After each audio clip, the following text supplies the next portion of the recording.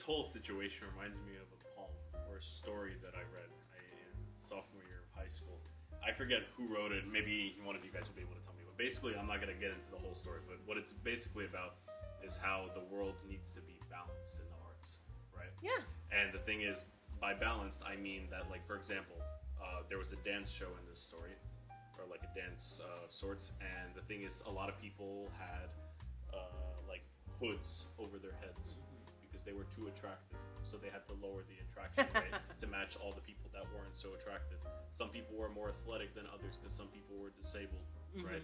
So they had to give other people weights, right, to make them fatter. They had to give people, you know, different things to make them not as physically able, right? And so the idea is the more the more gifts, let's say, you have, the more athletic you are, the more attractive you are, the more talented you are, the more you got weighed down.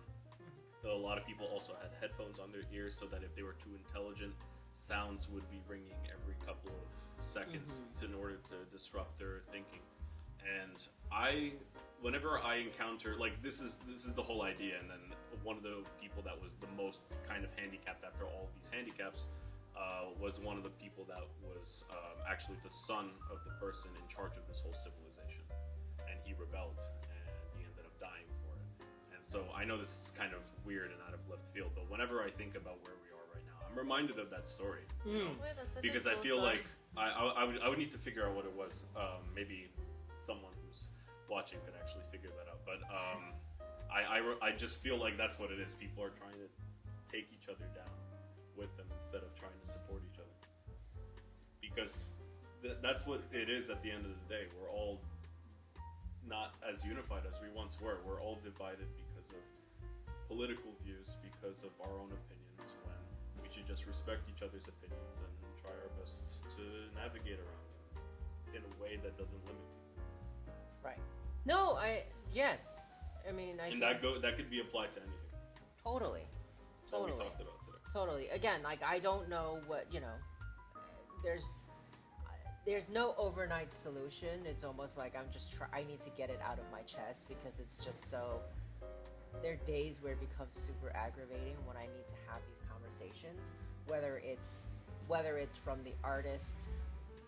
Mainly it's just like artists who don't want to come, or artists who wants to take advantage, like, to my part of the world, right? That's where I just don't feel like it's okay. And I'm not trying to be, you know, I'm not trying to be that martyr or whatever, but it's just, you know, where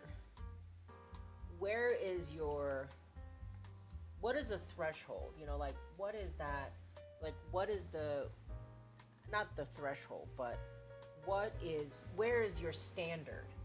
What is the standard that you are creating by? How do you view yourself in this ecosystem? You know, and is what you're shouting about really the real core issue here?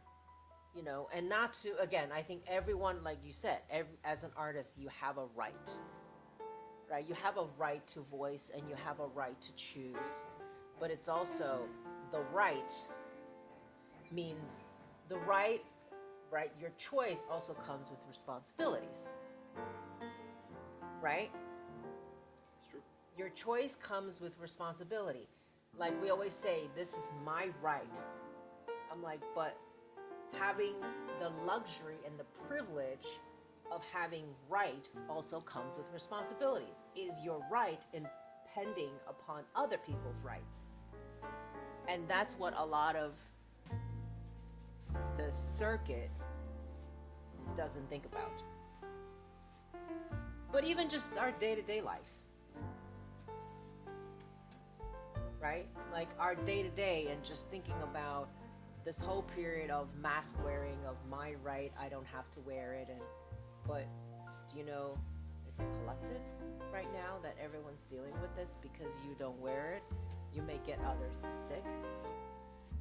And then because of my right, now you're saying if you wear it, I should be offended. Like, are you wearing it because you're wearing it because you think I'm gonna give you, you know, there was a lot of that. Like, I will say, when I first came back after one summer of not coming home, I felt that, because New York opened up already, and then a lot of my friends were wearing it. I was still, Saudi still had very strict mask wearing policies all the way into the end of 2022, beginning of 2023. Like everyone was open already, and so it was like I came back and it was like everyone was making me feel bad for wearing a mask. I'm like, but didn't you say it was my right? So shouldn't you respect my right and my choices and not try to make me feel bad for making my decision? So there's not, it's about thinking about, for me personally, right? Is my right, like my choices hurting others and my choice impeding upon other people's choices. And this is where I think we've gotten to a point of where everyone is shouting, my right, and if you're not with me, you're against me. Right? Are you quoting Star Wars? I have no idea. I have not watched. I fall asleep watching Star Wars, so I can't. I don't know if I'm quoting from Star Wars. Am I quoting Star Wars? If you're not with me, you are against Oh me. yes. Only a Sith deals in absolutes, Anakin. Yeah. Yeah. So I think it's just, look, I want to urge people to think that the world is round, that your views is only one part of the world, not the whole world. And there's half of the world that don't always think like you. It's really funny. I went to see an optometrist, and she was asking me, and I'm a new patient. And she's like, oh, I told her I live in Saudi, and she was like, immediately, she's like, oh yeah, I wouldn't know how to explain to my daughter, like, what it would be like, or how like that, those kind of things, and dealing with women's rights. Obviously, she's trying to imply about the women's right. And again, these are all the stuff I face every time I tell people that I live there. And she's like, yeah, I mean, it's just a different way of practice, but those women have a lot of rights in their own ways, and it's a different. And I just said it's a humbling experience, which allows me to look at the world in a different perspective. And I told her the same thing. I said we live in a very Western way of thinking. That's all, and our ways are not always right.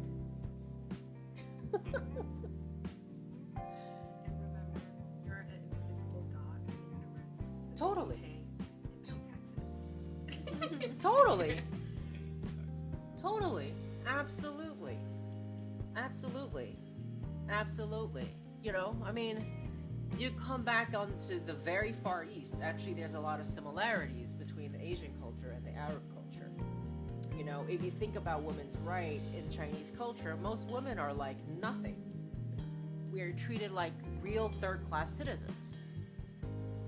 Just because you can't drive doesn't mean you're third-class citizens. All Saudi women are allowed to have an education before they can even drive. And what's power? Education is power. Right? What can you do if you can drive but you can't have an education? Well, in New York, you can drive. Taxes. There you go. That's the power. That's the power. But this is what I'm saying. I think I just needed to get this off my chest because it's. No, you're totally good. I understand. It could be frustrating. It's a frustrating thing that I'm dealing with, and I hope the artists are really looking at themselves and thinking, why am I creating? Why am I creating? Why do I want to be an artist? Right? I think ultimately that is a real question. And to programmers, why are you programming the way you're programming? Are you really servicing your audiences? Are you being a responsible programmer and a responsible curator? Because it's a cycle, right? It's because what's programmed is what you're offering to your audiences. And is the audience, it's a constant struggle of are you being led by your audience, or are you leading your audience? Or where do we find and how do we find the balance in between? You know, I went to see a magic show in Jersey over the weekend, and anyone that we know?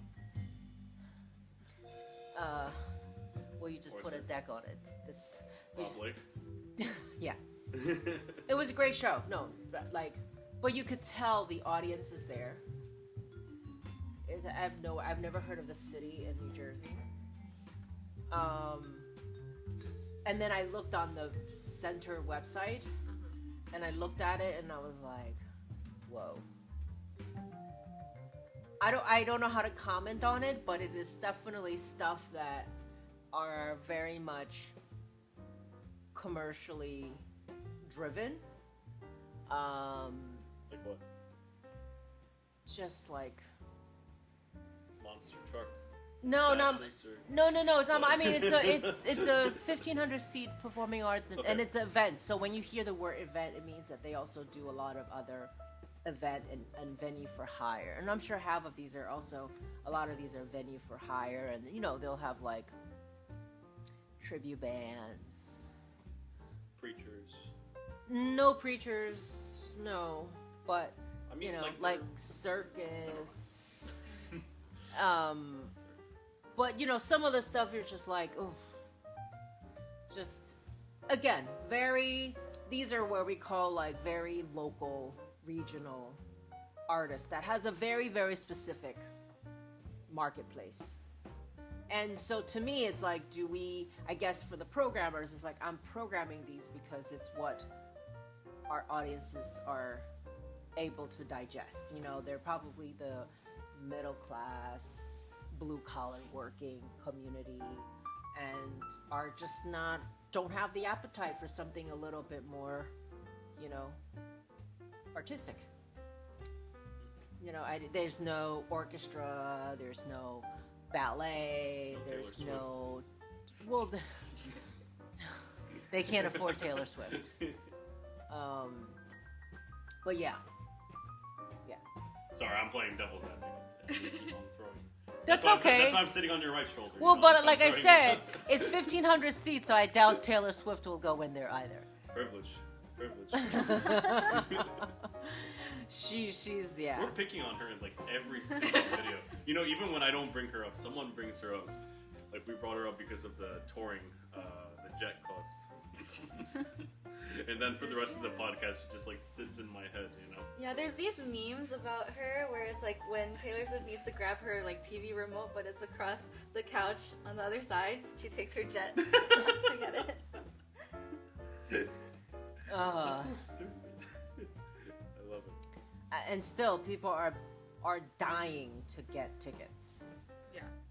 But speaking of Canada, so my husband's colleague is Canadian, and he's trying to make some money off of Taylor Swift's concert in Canada this winter. So he went. I don't know how early he got on, but he was able to buy like a lot of Taylor Swift tickets. Oh my! And now he's reselling them for like. Oh. And He's now one of those? He's one of those. He's trying to now resell them for at least minimum starting at $1,000. And I'm sure that people will buy them. Oh yeah, exactly. I think he bought like 12 or like 2 dozen pairs, Good like man. 2 dozen of them, like 6 pairs, whatever. He's bought like 12 or however amount. And I was asking my husband, I was like, "Can I get tickets?" And he's like, "You want to buy for $1,000?" I was like, "God damn it, he can't give you a discount on those." Nope. He's like, no, that's why he's doing it, because he's trying to make money. Business. Exactly, business is business. I was like, oh darn it.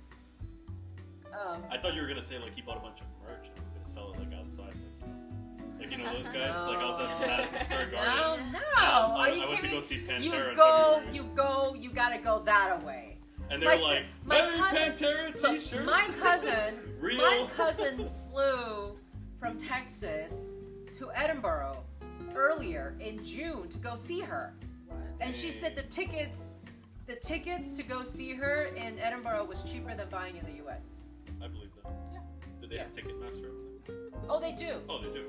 Well, different kinds What's of the different types of Ticketmaster. Well, I think it's Live Nation. Yeah. It's Okay, Live that's what I Nation. meant. I meant like is it controlled by Live Nation? Yeah. But anyway, so yeah. So still, we can. That's why there's haters because Well, everyone wants you heard tickets. it here, folks. If you want to go see a Taylor Swift concert, you go to Well, that's what people realize. It's like you can go places internationally and get like you can get tickets much more easier than if you were to get it domestically in the U.S. Gotta buy a flight ticket. But if you think about it, if it's cheaper, you're gonna pay like $1,000 versus $500. Might as well make a vacation out of it, and you know. Depends where. I mean, it depends where. Yeah, I mean it depends, but I'd rather go internationally and get a trip out of it than to just go and spend it like in the middle of Texas where I really have no interest in going. Texas. Texas is fun. I'm going in January. My friend's having a wedding. See? But would you go to Texas if there was no wedding? Probably not. Thank you! Thank you! Well, I would Thank go to visit him, but you know. Thank you! That's the only reason why I went to Texas to visit my cousin. And she knows full well if it wasn't her, I wouldn't be might there. As well make a trip out of it. He's having a wedding. Making a weekend out of it. It's in Houston. I'm playing. There you go. See? That's a good reason to be there. Yeah, my cousin's in Houston. I got the playlist over, so There you go. I would let you know what's on the playlist, but I already forgot. So. It's in January, so we've got time. Aw, very nice. Well, January in Houston will be much better than now. Yeah, I was there last summer for a week. Whew! It was hot. Oh, it was hot. Did you have good barbecue though? I did. Good. That I will. You definitely have to. Oh, absolutely. I'm Yeah. gonna make a day out of it. Barbecue Like and 2 different steak, ones. you're not going to get any cheaper steaks else than Texas. And they're good. And beer. They're good. So, and beer, yeah. Beer. I can't attest because I don't drink beer. Yeah.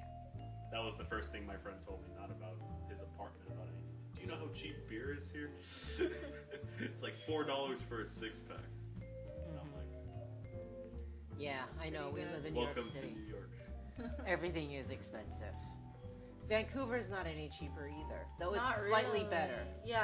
I've slightly heard better. I've heard it's gotten to be super pricey. I mean, like rent and stuff is very pricey, Right. but I think other stuff like food is much Still, better. yeah, it's much better. But still on the high side. Yeah, that's what I've heard. That's what I've heard. Anyways, we digress. So, look, I mean, I don't know if you guys wanted to comment or yes, you can contradict me any way you want, but it was such a thing. That's why I immediately said I wanted to have this conversation because I kept being bombarded by all of these artists telling me no. I don't Right? know about you guys, I'm not afraid to contradict you, so I don't agree with you. I will say flat out. I know that. I know that. But that's what makes a healthy discussion, I feel. totally. Well, that's the whole point, right? Is that we want to have a very frank, honest discussion, and no one's opinion is ever slighted or disregarded, and that's why. And I think this is why I wanted to have this because I feel like outside in a lot of our daily lives, we can't have honest agreements where we respectfully disagree or have a different point of opinion anymore. I think especially on this side, whenever I come back to the US, I feel like those kind of conversations are becoming harder and harder to come by. You know, it's either you have to be on my side or you're not my friend. I cut those people off. You know, It's too mentally draining. right? And It's then too mentally draining, so if people are too much like that, I block them. But I just- But do you feel like that's more of those now? No, it's only the ones that are too extreme. Right. And I feel much better. I felt guilty because some of them were actually my friends, but now I feel much better because I can move on with my life more peacefully instead of feeling like I'm constantly being attacked on social media for being myself. Oh, the social media. See, I grew up without social media, so that's very different, you know. And I think this is the thing. I was talking to someone this morning, and I said, you know, I was like, do I want to come back? And I was like, it's hard for me to make that decision, and I don't know if I want to bring my child back to the U.S. to be part of this craziness. And she was like, I have a teenager, don't come back. Huh. No kidding. You know, and I come back and I see this, and I'm like, do I want him to be constantly bombarded with negativity? Right? And it's so contradictory in a sense. Everyone thinks, oh, we're so backwards where I am, and people are. But I can have these controversial conversations with the locals, and they're totally fine with it. They're happy to give their point of view. They're happy to listen to your point of view, and it's so refreshing. I mean, we think so many places are backwards, but there's many backwards things about the U.S. as well. Well, this is the thing, right? Once you leave and you come back and you're like, oh, we're behind. We're behind on so many things. We absolutely are. It's kind of sad. Instead of wasting so much energy on these issues, maybe we should figure out a way to, improve other qualities of life. Yeah. Transportation. Oh my god, yeah. Quality of living. Yes. Anyways, I don't want to get it. Housing. I don't want to end on a sad note. I just want to say We're screwed. No, we're not screwed. We're not screwed. Despite everything that I've just said, I'm very pessimistic. Optimistic. Sorry. Word slip. No, I'm very, yes, yeah, guys, Freudian have slip. fun. Pessimistic. No, I'm 20 years ahead of you, so I'm out of here 20 years earlier than you guys. No. I'm actually optimistic. I'm optimistic. I am, because you guys all want to save the world. This is the new thing, I think. This is a generation, and the younger generation, their goal is they want to save the world. So that's good. I have new packs of warriors that wants to save the world. Maybe not you, but people younger than you are. So I don't know. Maybe save myself, but save yourself first, and then save the world. I feel like when I teach kids piano, like the first thing I need to save them from is save them from their own iPad. Then we'll talk about them saving the world. Yeah. Once everything's ingrained into their arms, they'll be looking at their arms the entire time. Like the movie Justin Timberlake was in. Like everyone has their time ingested in their skin, and then time is currency. What was the title? D-U-R? Oh, that one. Yeah. Well, there's a company in China that already have this technology where everything is in your handprint. So you pay by just scanning your handprint or something with your You have a chip in your hand, right? Yeah, something a chip in your hand. That's already been developed. So but if you ever want to escape it, you just gotta dig it out. Like in movies. Some rich people, they have a chip for unlocking things in their house and yeah. So that's being developed. Yeah. So everything is in. That's been developed. Yeah. Yeah. So that's exactly. So that's going to slowly get commercialized. So instead of looking at their phone, they'll be looking at their hands the entire it's just time. like someone got a chip put in their brain as a test subject for Elon Musk's company, where they're trying to see he can basically use the internet using his head and control it. Oh, that's like X-Man, Xavier, Professor Xavier. No, seriously, that's already been exactly. That's See, already been being That's tested. very Black Mirror. Yeah. Anyways. I'm assuming he had to sign a lot of non-disclosures. Oh my god. Anyways. And a lot of what's that called? NDAs. Not just NDAs, just waivers. Oh wait. Terms and conditions. Terms and conditions. My exactly. life. Okay. Exactly. Jeez. Well, this was so much fun to do this in person. I don't know if we'll get to do another one in person. Yeah, maybe we will. Yeah. Next week. More. One more. We have one more to do in person. So thank you everyone. I hope this was a very